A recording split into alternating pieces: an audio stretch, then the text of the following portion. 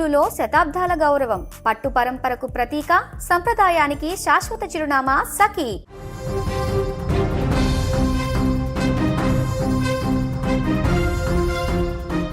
పశ్చిమాసియా ఇప్పుడు అగ్నిగుండాన్ని తలపిస్తుంది. ఇరాన్ అత్యున్నత నేత ఖమేనీ మరణం తర్వాత ఆ దేశం ఆగ్రహం కట్టలు తెంచుకుంది.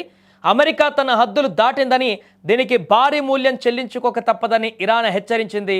అన్నట్లుగానే కేవలం మాటలకే పరిమితం కాకుండా క్షేత్రస్థాయిలో దాడులకు దిగింది. ఇరాన్ రెవల్యూషనరీ గార్డ్స్ దళాలు ఏకకాలంలో పశ్చిమాసియాలోని సుమారు 27 అమెరికా సైనిక స్థావరాలపైన డ్రోన్లు, క్షిపణులతో విరుచుకుపడ్డాయి. దుబాయ్, దోహాలోని యుఎస్ బేసులతో పాటు లెబనాన్లోని అమెరికా ఎంబసీకి కూడా ఇరాన్ లక్ష్యంగా చేసుకుంది.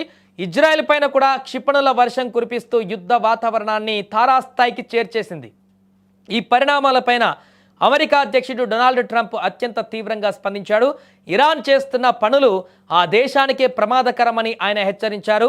ట్రంప్ తనదైన శైలిలో స్పందిస్తూ ఇరాన్ ప్రతీకార చర్యలకు దిగకపోవడమే ఆ దేశానికి మంచిది. ఒకవేళ ఇరాన్ మా పైన దాడులు కొనసాగిస్తే మేమిచ్చే బదులు గతంలో ఎన్నడూ చూడని విధంగా ఉంటుంది.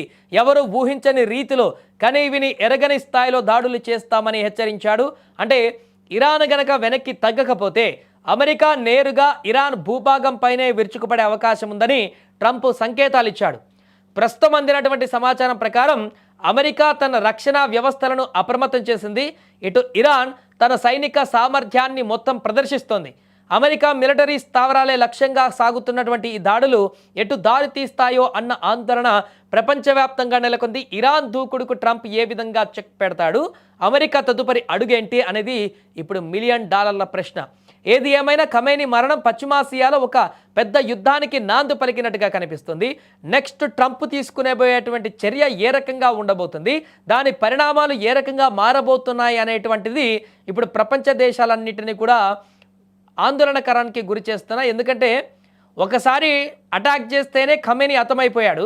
మరలా అమెరికా గనక పూర్తి స్థాయిలో ఇరాన్ చేస్తున్నటువంటి ఈ దాడులకు ప్రతిదాడిగా అమెరికా నేరుగా రంగంలోకి దిగితే ఎలాంటి యుద్ధ వాతావరణ పరిస్థితులు ఏర్పడతాయి, ఎంత నష్టం చేకూరుతుంది, ఇరాన్ ఎంత మేరకు అధాపాతాళంలోకి తొక్కబడుతుంది అనేటువంటిది ఇప్పుడు ఆసక్తికరంగా మారింది. అంతేకాకుండా దాని ద్వారా ఎంత ప్రాణ నష్టం జరిగేటువంటి అవకాశం ఉంది అనేటువంటి ఆందోళన కూడా ఇప్పుడు ప్రపంచవ్యాప్తంగా ఉన్నటువంటి ఐక్యరాజ్య సమితి కానీ మిగతా దేశాల్లో ఉన్నటువంటి శాంతి కాముకులందరినీ కూడా తీవ్ర ఆందోళనకు గురి చేస్తున్నటువంటి పరిస్థితి ఏర్పడింది.